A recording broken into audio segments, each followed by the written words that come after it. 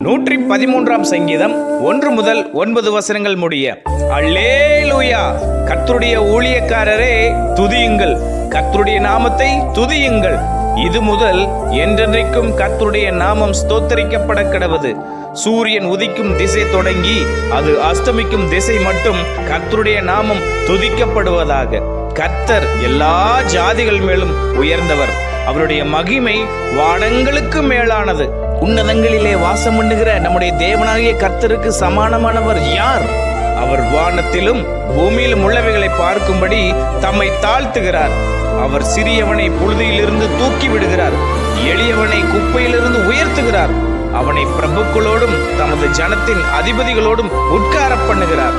மலடியை சந்தோஷமான பிள்ளைத்தாட்சியாக்கி வீட்டிலே குடியிருக்க பண்ணுகிறார். அல்லேலூயா! ஆம் பிரியமானவர்களே, இந்த வார்த்தைகளின்படியே கர்த்தர் நம்மை ஆசீர்வதிப்பாராக.